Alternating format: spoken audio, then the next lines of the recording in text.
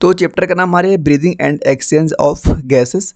सबसे पहले हमें पढ़ना पड़ेगा ब्रीदिंग और रिस्पायरेशन किसे कहते हैं। देखो छोटा सा डिफरेंस है।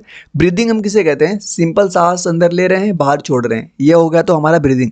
बात करें रिस्पायरेशन की तो सांस हमने अंदर लिया, उसके थ्रू ऑक्सीजन अंदर गई, ऑक्सीजन फिर ब्लड के थ्रू ट्रांसपोर्ट होकर हमारे बॉडी के हर पार्ट तक गई, फिर उसके अंदर सेलुलर रेस्पायरेशन हुआ। सेलुलर रेस्पायरेशन क्या होता है कि एनर्जी हमको कंज्यूम होती है एटीपी की फॉर्म में, तो उसको बोलते हैं हम रेस्पायरेशन। यही छोटा सा डिफरेंस होता है। जैसे एटमॉस्फेयर से हमने O2 लिया, ऑर्गेनिज्म क्या लिया, O2 लिया, उसने क्या किया, यूटिलाइज किया indirectly to break down of the nutrient, जिसको हम बोलते हैं कैटाबोलिज्म।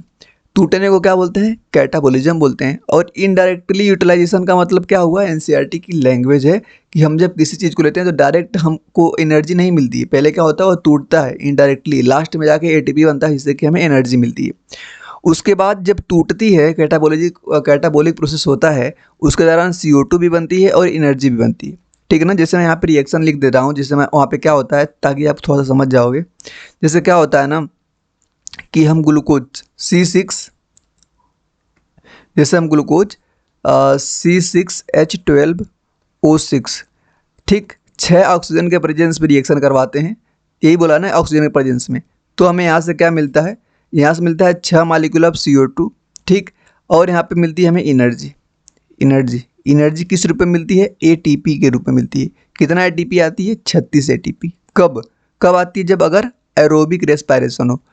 अब एरोबिक और एनारोबिक रेस्पायरेशन दो टाइप के होते हैं, उतना आप समझ जाइएगा। एरोबिक रेस्पायरेशन उसे कहते हैं जहाँ पे एनर्जी हमें ऑक्सीजन के प्रेजेंस में मिलती है। अगर ऑक्सीजन के प्रेजेंस में एनर्जी नहीं मिल रही है तो उसको हम बोलते हैं एनएरोबिक। क्या बोलते हैं, एनएरोबिक रेस्पायरेशन। तो हमने यहाँ पे यह समझाया आपको। तो यही ऑक्सीजन, यहाँ से जो ऑक्सीजन का यूटिलाइज हमने किया इनडायरेक्टली, तो हमें यहाँ से क्या CO2 गैस और एनर्जी, तो यह CO2 जो होगी फिर बाहर कर दी जाएगी। क्यों, क्योंकि ये ह्यूमन बॉडी के लिए क्या होती है, हार्मफुल होती है। तो इसको हम क्या कर देंगे, बाहर कर देंगे, और इस एनर्जी को ATP के रूप में हम कंज्यूम कर लेते हैं। तो ये तो हो गई हमारी सिंपल सी रिएक्शन, ठीक है ना। उसके बाद देखिए, उसके बाद हमें क्या पढ़ना है, एनसीईआरटी में अगली हेडिंग लिखी है कि रिस्पायरेटरी ऑर्गन। ठीक, क्या लिखा है कि रिस्पायरेटरी ऑर्गन के बारे में देखेंगे। अगर कोई ऑर्गेनिज्म है अपने पूरी बॉडी, इंटायर बॉडी सरफेस से अगर क्या कर रहा है, रेस्पायरेशन कर रहा है, तो उसको एग्जांपल स्पंज ध्यान दीजिएगा, सीलेंट्रेट को ध्यान दीजिए और फ्लैटवर्म को ध्यान दीजिए। अगर मॉइस्ट क्यूटिकल से कर रहा है तो उसका एग्जांपल अर्थवर्म को, ट्रेकियल ट्यूब से कर रहा है तो वह इंसेक्ट हो सकता है, इसको हम नेटवर्क ऑफ ट्यूब्स भी बोलते हैं। गिल्स से कर रहा है तो वह क्या होगा, एक्वेटिक आर्थ्रोपोड्स, मुलस्क हो सकते हैं, फिशेस हो सकती हैं। लंग्स से कर रहा है तो रेप्टाइल, बर्ड एंड मैमल्स। अगर एम्फीबिया है तो एम्फीबिया में लार्वा और एडल्ट दो टाइप की स्टेज होती हैं। लार्वा है तो गिल्स से करेगा रेस्पायरेशन, अडल्ट है तो वो human moist skin, buccal cavity and lungs, इन तीनों से कर सकता है। तो इस चार्ट से आपको मान लो कि एक क्वेश्चन फिक्स है, ठीक, इस चार्ट से एक क्वेश्चन फिक्स है, मतलब कि यह इंपॉर्टेंट है। उसके बाद हम देखेंगे ह्यूमन रेस्पायरेटरी सिस्टम को। इसमें देखो ह्यूमन रेस्पायरेटरी सिस्टम में यह जो पार्ट है हमारा, जहाँ पे हमारा लंग्स, हार्ट, यह चीज़ें होती हैं, उसको हम बोलते हैं थोरेसिक रीजन। तो पहले इसके लोकेशन की बात करें तो इसकी लोकेशन जो होती है ना, लोकेशन वह कहाँ पे होती है, थोरेसिक पार्ट में, थोरेसिक रीजन में। तो सबसे पहले बाहर यह जो पार्ट दिख रहा है इसको हम बोलते हैं क्या, एक्सटर्नल नोस्ट्रिल। क्या बोलते हैं इसको, एक्सटर्नल नोस्ट्रिल। फिर यहाँ से हवा को अंदर लेते हैं, सीधे हम यहाँ पे आते हैं। यहाँ के पास हमारी ट्रेकिया यहाँ से स्टार्ट हो जाती है, नीचे ट्रेकिया। ट्रेकिया के सबसे ऊपर वाले पार्ट को हम क्या बोलते हैं, लैरिंग्स बोलते हैं। लैरिंग्स के ऊपर एक कार्टिलेज का क्या होता है, लैरिंग्स के ऊपर क्या होता है, एक कवर होता है, जिसको हम क्या बोलते हैं, एपिग्लॉटिस। ग्लॉटिस को ढकता है, मतलब सबसे ऊपर वाले को ग्लॉटिस बोलते हैं, उस ग्लॉटिस को ढकता है, इसको बोलते हैं हम एपिग्लॉटिस। नीचे आएंगे ट्रेकिया। ट्रेकिया जो होती है डिवाइड करती है mid thoracic cavity at the 5th thoracic vertebrae. यह इंपॉर्टेंट पॉइंट है कि जो ट्रेकिया होती है सिंपल सीधे तो आती है, लेकिन जहाँ पे हमारे पीछे 5वीं वर्टिब्रा है ना, वहाँ से डिवाइड कर जाती है। कहाँ से, 5th थोरेसिक वर्टिब्रा से। जहाँ डिवाइड करेगी, मतलब पहले सिंगल आ रही थी, जब जैसे डिवाइड करेगी उसको हम बोलेंगे प्राइमरी ब्रेंकियोई। क्या बोलेंगे उसको, प्राइमरी ब्रेंकियोई। फिर आगे जाएगी और ब्रांचेज बनेंगी तो उसको हम बोलते हैं सेकेंडरी ब्रेंकियोई। फिर आगे जाएगी और ब्रांचेज बनेगी तो उसको बोलते हैं टर्शियरी ब्रेंकियोई। जहाँ पे टर्शियरी ब्रेंकियोई खत्म होगा उसके बाद स्टार्ट होता है हमारा इनिशियल ब्रेंकियोल्स, जो कि उससे भी छोटा होता है। इनिशियल ब्रेंकियोल्स, फिर क्या, लास्ट में आता है टर्मिनल ब्रेंकियोल्स। अब देखो कहाँ से स्टार्ट किए थे हम यहाँ से एक्सटर्नल नोस्ट्रिल से। तो एक्सटर्नल नोस्ट्रिल से टर्मिनल ब्रेंक्यूल तक का जो पार्ट होता है इसको हम बोलते हैं कंडक्टिंग जोन। कंडक्टिंग जोन मतलब क्या है, यहाँ से बस हम नॉर्मली सांस अंदर लेते हैं, सांस अंदर छोड़ते हैं, ठीक है ना, इसको हम बोलते हैं कंडक्टिंग जोन। देखो ट्रैकिया कहाँ से लेके, ट्रैकिया से लेके इनिशियल ब्रेंकियोई न सपोर्ट करता है भाई इनकम्प्लीट्स कार्टिलेजिनस रिंग, मतलब कि कार्टिलेजिनस की रिंग से इनकम्प्लीट बच, जैसे इनकम्प्लीट मतलब देखो इस तरह सी टाइप से आगे घिरा होता है। ये ट्रैकिया दिख रहा है ना, ट्रैकिया एक बार देखो ऐसे कुछ रिंग बनी हुई ना, इसको बोलते हैं पूरी बाहर नहीं, क्योंकि पीछे इसको इसोफेगस है जहाँ से हमारा फूड को डाइजेशन होना है, तो इसलिए कम्प्लीटली नहीं, ये क्या होती है इनकम्प्लीट कार्टिलेज की रिंग बनी होती है। और कहाँ तक होती है, वह होती है हमारी कहाँ तक, ट्रैकिया से लेके इनिशियल ब्रेंक्यूल्स तक। इनिशियल ब्रेंक्यूल्स हमने यही देखा ना, इनिशियल ब्रेंक्यूल्स तक। अब रेस्पिरेटरी ब्रेंक्यूल से लेके एल्वियोलाई तक का जो पार्ट होता है उसको बोलते हैं हम रेस्पिरेटरी जोन, क्योंकि एक्चुअल रेस्पिरेशन यहीं पे होता है ना, ऑक्सीजन का ट्रांसफर यहीं पे होता है। Site of the diffusion by O2 and the CO2 between the atmospheric air and the blood, ठीक है। अब देखिए एपिग्लोटिस को हमने बता दिया कैसा होता है। एपिग्लोटिस थिन होता है और इलास्टिक होता है, कार्टिलेज का होता है, ठीक, कवर करता है ग्लोटिस को, कब, जब हम स्वेलिंग खाना को अंदर लेते हैं। लंग्स की अगर बात करें तो कहाँ पे सिचुएटेड होता है, यह एनाटॉमिकली ईयर चैम्बर होता है जो कि थोरेसिक चैम्बर में होता है, ठीक है ना, जिसको आगे से ऐसे, ठीक है ना, आगे से जिसको रिब्स घेरती हैं, लेटरल बोलते हैं इस टाइप को, लेटरल। रिब्स कैसी होती है, लेटरल होती है। डायफ्राम जो कि नीचे वाला होता है, लोअर में होता है। आगे यहाँ पे एक बोन होती है, इसको हम बोलते हैं स्टर्नम, जो कि वेंट्रल साइड होती है। पीछे होता है हमारा वर्टिब्रल कॉलम, ठीक। तो इस प्रकार हम इस स्लाइड पे सारा कुछ देख लिए और एनसीईआरटी का हमने 2 पेज भी देख लिया। आगे आते हैं, मैकेनिज्म देखेंगे ब्रीदिंग, और मैकेनिज्म देखेंगे ब्रीदिंग का। ब्रीदिंग का मैकेनिज्म में सिंपल है, सांस को अंदर लेना जिसको हम बोलते हैं इनहेले, जिसको हम क्या बोलते हैं इंस्पायरेशन, सांस को अंदर लेना मतलब इनहेलेशन बोलते हैं, ठीक। दूसरा क्या होता है एक्सपायरेशन, सांस को बाहर छोड़ना। सांस को अंदर लेते हैं, इस प्रोसेस को बोलते हैं हम क्या एक्टिव रेस्पिरेशन, क्योंकि इसमें बहुत सारी मसल्स यूज होती हैं। सांस को जब छोड़ते हैं तो इसमें हम क्या करते हैं रिलैक्स फील करते हैं, तो इसको हम बोलते हैं पैसिव प्रोसेस। एनर्जी का यूटिलाइजेशन यहाँ पे नहीं होता है। देखो जैसे एयर अंदर हमने कैसे लिया, यहाँ पे क्या होता है ना डिफ्यूजन होता है। डिफ्यूजन का मतलब कि हाई कंसंट्रेशन से लो कंसंट्रेशन की ओर गैसेस का ट्रांसफ़र होता है। जैसे बाहर का अगर एटमॉस्फेयर में अगर ऑक्सीजन ज़्यादा है, हमारे लंग्स में कम है, तो हाई से ज़्यादा की ऑटोमेटिक ऑक्सीजन आएगी, तो हम सांस को अंदर लेते हैं इंस्पायरेशन। जैसे हमने सांस को लिया, हमारा यह चेस्ट हुआ, जैसे सांस को हम जैसे हम सांस को अंदर लिए, वैसे हमारा जो लंग्स है उसमें क्या हुआ, उसका वॉल्यूम बढ़ेगा। सांस को अंदर लोगे तो वॉल्यूम बढ़ेगा तो प्रेशर घटेगा। जैसे वॉल्यूम बढ़ गया, प्रेशर इसका घटता है ना, तो फिर बाहर का प्रेशर ज़्यादा हो जाता है, ठीक है ना। तो हम क्या करते हैं, अंदर सांस ऑटोमेटिक आ जाती है, फिर जब छोड़ते हैं सांस को तो वॉल्यूम क्या होता है, फिर हमारा वॉल्यूम कम प्रेशर ज़्यादा, वॉल्यूम कम होता है प्रेशर ज़्यादा होता है, तो फिर अंदर का प्रेशर ज़्यादा बाहर का प्रेशर कम, तो सांस को हम बाहर छोड़ते हैं। यही प्रोसेस होता है यहाँ पे, ठीक।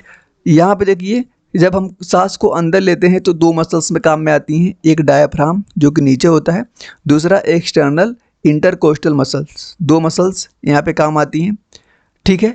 यह क्या कर, डायफ्राम जो होता है हमारा, जब सांस को अंदर लेते हैं तो पहले तो रिलैक्स होता है, मतलब कि ऐसे आकार का बना होता है, ठीक है ना, कर्व आकार का। जैसे हम सांस को अंदर लेते हैं क्या होता है, फ्लैट हो जाता है। यह जो मसल्स होती हैं एक्सटर्नल वाली, यह लिफ्ट करती हैं रिब्स और स्टर्नम को ऊपर। अरे एक बार हाथ रख के फील करो, सांस लोगे तो ऑटोमेटिक देखोगे रिब्स हमारे जो होंगे और बीच में यहाँ पे होती है स्टर्नम, यहाँ पे बीच में होती है, ये ऊपर आता हुआ दिखाई देगा, तो यह बोल रहे हैं कि लिफ्ट करता है ऊपर। जैसे हम सांस को अंदर लेते हैं तो फील करना कि इसका वॉल्यूम बढ़ता हुआ दिखाई देगा, तो दिख रहा है कि वॉल्यूम इंक्रीज होगा। कैसे, एंटेरियर पोस्टीरियर एक्सिस में। थोरेसिक का वॉल्यूम जो होगा, थोरेक्स का वॉल्यूम जो होगा, यह डार्सो वेंट्रल एक्सिस में होगा, ठीक है ना। तो यहाँ पे ये बात देखो, डायफ्राम में यहाँ पे बता रहा हूँ, नीचे यह डायफ्राम है। जब हम सांस को अंदर लेंगे पहले ऐसा था, फिर नीचे आएगा मतलब ऐसे फ्लैट बन जाएगा, ठीक है। अब जब हम एक्सपायरेशन की बात करते हैं तो एक्सपायरेशन में बन चुका है कैसा, फ्लैट हो चुका है। जब सांस फिर छोड़ेंगे तो फिर अपने पहले जैसे आ जाएगा, पहले जैसे था फिर वैसे आ जाएगा, मतलब कि रिलैक्स हो रहे हैं। इंस्पायरेटरी में क्या होता है, इसमें क्या होता है, रिलैक्स होता है। इसमें 2 मसल्स काम आती हैं, डायफ्राम और एक्सटर्नल इंटरकोस्टल मसल। जो यहाँ पे हुआ था सेम उसका उल्टा यहाँ पे होगा। पल्मोनरी वॉल्यूम की बात करें तो यहाँ पे वॉल्यूम घटेगा ताकि प्रेशर बढ़ जाएगा, प्रेशर बढ़ेगा तो हाई प्रेशर से लो प्रेशर की ओर, मतलब सांस को हम बाहर छोड़ेंगे। ये हम कॉन्सेप्चुअली अगर देखते चलेंगे तो सारा चीज़ आपका होता चलेगा जाएगा। एक और मसल्स होती है जिसको बोलते हैं एब्डोमिनल मसल्स। यह क्या कार्य करती है? Additional muscles provide ability to increase the strength of the expiration and the inspiration. अब देखिए हम बात करते हैं site of exchange of gases. वह होती है एल्वियोलाई, जिसको बोलते हैं प्राइमरी साइट। कहाँ पे करती है? Between blood and tissue. Exchange of gases occur through the simple diffusion. जो गैस का एक्सचेंज होता है सिंपल डिफ्यूजन के थ्रू होता है। And the rate of diffusion affect by the pressure and pressure concentration gradient से। ठीक है। दूसरा सॉल्युबिलिटी ऑफ गैस से। तीसरा थिकनेस ऑफ डिफ्यूजन मेम्ब्रेन। तो जो हमारी रेट होती है डिफ्यूजन की वो तीन चीज़ पे डिपेंड करती है, प्रेशर कंसंट्रेशन ग्रेडियंट पे, दूसरा सॉल्युबिलिटी ऑफ गैस की सॉल्युबिलिटी कैसी है, तीसरा thickness of diffusion of membrane. अब बात करते हैं सॉल्युबिलिटी ऑफ CO2 जो होती है। CO2 की सॉल्युबिलिटी जो होती है 20 से 25 टाइम ज़्यादा होती है किससे? O2 से। ठीक है ना। CO2 की सॉल्युबिलिटी 20 से 25 टाइम ज़्यादा होती है किससे? O2 से। The amount of CO2 that can diffuse through the diffusion membrane per unit difference in the partial pressure is much higher than the O2। ठीक। अब देखो पल्मोनरी वॉल्यूम की हम बात करते हैं तो जो टाइडल वॉल्यूम होता है, टाइडल वॉल्यूम जो कि 500 ml होता है, सीधे आपको याद करना है इसको। इंस्पायरेटरी रिजर्व वॉल्यूम जो होता है वह होता है आपका 2500 से लेकर 3000 ml। एक्सपायरेटरी रिजर्व वॉल्यूम जो होता है वह होता है आपका 1000 से लेकर 1100 ml। रेजिड्यूअल वॉल्यूम जो आपका होता है वह होता है 1100 से लेकर 1200 ml। अगर क्या नहीं टाइडल वॉल्यूम पर मिनट निकालना है तो हम टाइडल वॉल्यूम में रेस्पिरेटरी रेट से मल्टीप्लाई कर देंगे। ठीक। टाइडल वॉल्यूम कितना है हमारा? टाइडल वॉल्यूम है 500, रेस्पिरेटरी रेट कितना होता है? लगभग 12 होता है। तो मल्टीप्लाई करेंगे तो हमारा कितना आ जाएगा? 6000। ठीक है। 6000 12 16 होता है। अगर 12 बार करेंगे तो 6000 आएगा, 16 बार करेंगे तो 8000 आएगा। अगर हम बात करते हैं पल्मोनरी कैपेसिटी की तो पल्मोनरी कैपेसिटी जो होता है उसमें 5 चीज़ पढ़ते हैं। पहला इंस्पायरेटरी कैपेसिटी, जिसको हम क्या बोलते हैं? टाइडल वॉल्यूम और इंस्पायरेटरी रिजर्व वॉल्यूम मिलकर बनाती है क्या? Inspiratory capacity. एक्सपायरेटरी कैपेसिटी बनाती है टाइडल वॉल्यूम और एक्सपायरेटरी रिजर्व वॉल्यूम मिलके। वाइटल कैपेसिटी जो होती है वह टाइडल वॉल्यूम, ERV और IRV यह तीनों मिलके बनाती हैं। अब देखो ऊपर हम पढ़ के आए हैं कि टाइडल वॉल्यूम प्लस IRV को ही क्या कहते हैं? टाइडल वॉल्यूम प्लस IRV को हम क्या बोलते हैं? Inspiratory capacity. तो यहाँ पे देखो टाइडल वॉल्यूम, ठीक, टाइडल वॉल्यूम और ERV, टाइडल वॉल्यूम और ERV इनको मिला के हम क्या बोल सकते हैं? EC। तो इसका एक और नाम हो सकता है एक्सपायरेटरी कैपेसिटी प्लस IRV। ठीक है ना, यही यहाँ पे लिखा है। टोटल लैंग्स कैपेसिटी की बात करें इसमें सब आ जाते हैं, TV, ERV, IRV, RV। अब इसको VC, मतलब VC में क्या क्या देखो आ गया, TD, ERV, IRV। स्टार्टिंग का इसको हम क्या बोल देंगे? VC, और RV लास्ट में जो यहाँ पे ऐड हुआ है। फंक्शनल में क्या होता है? ERV, मतलब कि जितना है ERV प्लस RV, जितना है सबको जोड़ दो फंक्शनल में। सिंपल था ना, ये भी हो गया होगा आई होप। अब देखिए यहाँ पे एक पार्ट दिख रहा है, यह पार्ट NCERT से उसको आपको और ज़्यादा समझ आ जाएगा कि देखो एटमॉस्फेयर में O2 जो होता है 153 होता है और ऑक्सीजन जो होता है 0.3 होता है। जैसे हम इसको अंदर लेते हैं, ये आपको एल्वियोलाई दिख रही है, इसमें PO2 जो है कितना? 104 होता है। CO2 कितना होता है? आपको यहाँ पे 40 होता है। तो दिख रहा है कि एल्वियोलाई में O2 की कंसंट्रेशन ज़्यादा है, तो O2 का होगा हाई से, O2 हाई से लो की तरफ फ्लो करेगा। हाई से कहाँ तक? लो की तरफ। तो एल्वियोलाई में ज़्यादा है तो कहाँ पे आएगा? यहाँ ब्लड कैपिलरी में आएगा। ठीक, जैसे यहाँ पे आएगा, अब कितना हो गया? 95 हो गया। 95 जैसे हुआ, ठीक है, यहाँ पे 95 हुआ और O2 कितना है? 40। फिर अब जब सिस्टमेटिक, मतलब जब फिर टिश्यू में एक्सचेंज होगा तो यहाँ पे O2 40 होता है। ठीक है ना, यहाँ पे O2 कितना होता है? यहाँ पे हाँ O2 40 होता है, CO2 45 होता है। तो NCERT में एक चार्ट बना हुआ है, इस चार्ट को आप सीधे याद कर लीजिएगा, सिंपल ही है। ठीक है ना, यहाँ पे कुछ ऐसे CO2 का लिखा है और O2 का लिखा है, फिर यहाँ पे लिखा है कहाँ पे कैसे होता है, टिश्यू लेवल पे। ठीक, फिर पूरा इस वाले चार्ट को आप एक बार देख लीजिएगा ध्यान से। अब बात करते हैं हम ट्रांसपोर्ट ऑफ गैसेस की। जो गैसेस होती हैं इनका ट्रांसपोर्ट O2 और CO2 के रूप में होता है। अगर ऑक्सीजन का ट्रांसपोर्ट ठीक, लंग्स से कहाँ पे जाता है, टिश्यू में जाता है, उसके बीच में लेके कौन जाता है, ब्लड। तो ब्लड में आरबीसी और प्लाज्मा दोनों होती हैं। आरबीसी जो होती है, आरबीसी के साथ अगर ऑक्सीजन मिल जाए तो उसको बोलते हैं ऑक्सी हीमोग्लोबिन, प्लाज्मा के साथ डिजॉल्व फॉर्म में भी जा सकता है। अब देखो यहाँ पे आपको एक ग्राफ दिख रहा है, इस ग्राफ से क्या समझना है कि जो एक्स एक्सिस पे आपको पार्शियल प्रेशर ऑफ ऑक्सीजन दिख रहा है, वाई एक्सिस पे percentage saturation of the haemoglobin with oxygen. 2 point हमने लिया, एक पॉइंट ए, एक पॉइंट बी। ए पॉइंट पे अगर देखोगे तो यहाँ पे ऑक्सीजनेटेड ब्लड है जो कि 20 ml पर ऑक्सीजन को 100 ml ब्लड लोगे ना तो उसमें 20 ml ऑक्सीजन होती है। बी पॉइंट जो कि डीऑक्सीजनेटेड है, यहाँ पे अगर आप 100 ml ब्लड लोगे तो उसमें 15 ml ही ऑक्सीजन होगी। ठीक, देखो यहाँ पे क्या हुआ कि जैसे आप नीचे यहाँ पे मतलब ग्राफ ए से बी पॉइंट पे आओ तो 5 ml O2 क्या हुई है, कम हुई है टिश्यू में। ठीक है, अब देखो यहाँ पे जब हीमोग्लोबिन से ऑक्सीजन मिली तो यह जो बना है HbO2 का होल 4, इसको हम बोलते हैं क्या, ऑक्सी हीमोग्लोबिन। ठीक, ऑक्सी हीमोग्लोबिन। अब देखो यहाँ पे सेम वही बात लिखी गई है कि 100 ml ऑक्सीजन जो होती है ब्लड में, वह कितनी, उसमें कितना, 100 ml ऑक्सीजनेटेड ब्लड में 20 ml O2 होती है, तो 100 ml में कितना, 15 ml हीमोग्लोबिन होता है। 15 ग्राम में 20 ml O2 होता है, 1 ग्राम में 20 से 15 मतलब कि 1.3 ml O2 होता है। तो इसको आप चाहो तो याद रख सकते हो, स्टार्टिंग का जो 2 है उसको तो याद करना ही पड़ेगा। एक चीज़ पढ़ना होता है हमको, लेफ्ट और राइट शिफ्ट, लेफ्ट और राइट शिफ्ट जो पढ़ना होता है। लेफ्ट शिफ्ट जो होता है वो कहाँ पे होता है, एट एल्ब्यूलाई में, राइट वाला एट टिश्यू लेवल पे होता है। लेफ्ट शिफ्ट कब होगा, जब हमारे एल्ब्यूलाई में O2 ज़्यादा होगी, CO2 कम होगी, H कंसंट्रेशन कम होगा। सीधे आप याद करो कि लेफ्ट में होने के लिए O2 बस ज़्यादा होगा, उसके अलावा सारी चीज़ें कम होंगी। ठीक, उसके अलावा सारी चीज़ें क्या होंगी, आपकी कम होंगी। ये मत देखना पीएच इसलिए ज़्यादा हुआ है क्योंकि H कम होगा तो पीएच जो होता है H की इन्वर्सली प्रोपोर्शनल होता है H पॉजिटिव कंसंट्रेशन के। ठीक है, राइट शिफ्ट जब होगा आपका एट टिश्यू लेवल पे तो वहाँ पे CO2 ज़्यादा होगी, उसके अलावा और सारी चीज़ें कम होंगी आपकी। Carbonic anhydrase is a zinc मतलब Zn2 positive containing enzyme is majorly found in the RBC and minute quantity also present in the plasma. Oxygen के ट्रांसपोर्ट को हम पढ़ ली, अब पढ़ेंगे CO2 के ट्रांसपोर्ट को।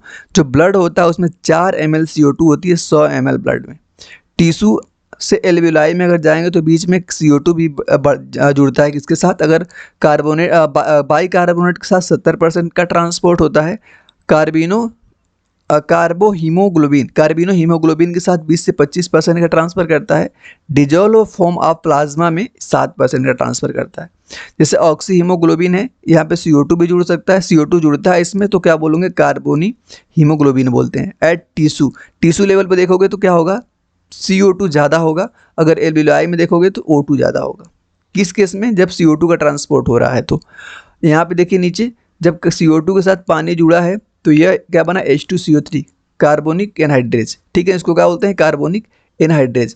कार्बोनिक एनहाइड्रेज यहाँ पे कैटलिस्ट का कार्य करके यहाँ पे क्या बन देगा, बाइकार्बोनेट आयन बना देगा यहाँ पे। ठीक है ना, इसको क्या बोलते हैं, बाइकार्बोनेट आयन। यहाँ से यह जो हो रहा है कहाँ पर हो रहा है, एट टिश्यू लेवल में हो रहा है। टिश्यू में CO2 ज़्यादा है, ठीक, उसके अलावा सारी चीज़ें CO2 ज़्यादा है, H प्लस कंसनट्रेशन ज़्यादा है, O2 यहाँ पे क्या है, कम है। एल्ब्यूलाई की बात करें तो PCO2 लो है और O2 क्या है, ज़्यादा है। अब देखिए यहाँ पे देखेंगे regulation of respiration. Human being have a significant ability to maintain and the moderate the respiratory rhythm to suit the demand of the body. This is done by the neural system. मतलब कि हमारा respiratory system होता है, इसका पूरा control हमारे neural system पे control में होता है। यहाँ पे एक हमारे न्यूरल सिस्टम में न्यूमोटेक्सिस सेंटर जो कि पोन्स के अंदर, pons is the part of brain, तो इसके अंदर होता है प्रेजेंट। यह कब काम करता है ना कि जब हमारे अंदर CO2 ज़्यादा हो जाएगी। जैसे CO2 ज़्यादा होती है तो सिग्नल को सेंड करता है मॉडरेट रेस्पिरेटरी रिदम सेंटर के लिए, ताकि जो हमारे रेस्पिरेटरी रिदम का सेंटर है वो क्या रहे, मॉडरेट रहे। रिड्यूस करता है ड्यूरेशन ऑफ इंस्पायरेशन, मतलब जल्दी जल्दी सांस लेने लगता है इंसान। अब देखो रेस्पिरेटरी रिदम सेंटर जो होता है, रेस्पिरेटरी रिदम सेंटर जो हमारा होता है वो मेडुला ऑब्लंगेटा में पाया जाता है, मेडुला ऑब्लंगेटा में।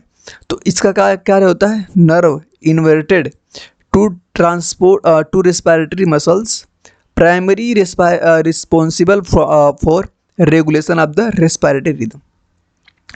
Chemosynthetic area near to RRC in the medulla oblongata, मतलब कि रेस्पिरेटरी रिदम सेंटर कहाँ पे, मेडुला ऑब्लंगेटा में।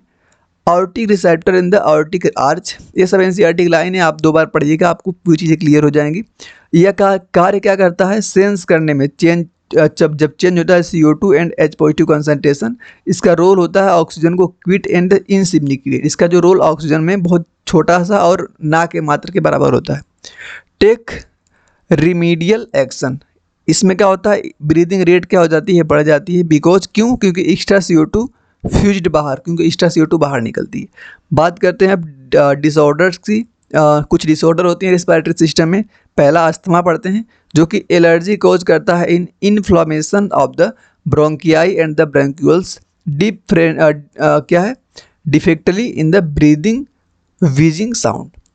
एम्फाइसीमा को पढ़ना होता है, जो कि क्रोनिक डिसऑर्डर है। मेजर कोज होता है सिगरेट स्मोकिंग की वजह से रेस्पिरेटरी सरफेस जो इसका होता है डिक्रीज हो जाती है। एल्व्यूलर वाल इसकी डैमेज हो जाती है। ठीक, उसके बाद देखो हमारा ऑक्यूपेशनल रिस्पिरेटरी डिसऑर्डर जो होता है in certain industrial, specially those involve the grinding stones जो होते हैं, long exposure can be give right to inflammation, या जो हमारे होते हैं ना, जो ईट वगैरह काटने वाले होते हैं, वहाँ पे ज़्यादा पाया जाता है ऑक्यूपेशनल डिसऑर्डर। तो इस प्रकार हमने पूरा चैप्टर को आपको ख़त्म कर दिया है। एनसीईआरटी आपकी पूरी कवर है, आप क्वेश्चन प्रैक्टिस करेंगे, आपका बन जाएगा। ठीक है, और मैं मान के चलता हूँ कि आप इसको रिवीजन जैसे यूज किए होंगे। अब अगर पहले नहीं पढ़े हैं तब थोड़ा सा दिक्कत हो सकती है। धन्यवाद।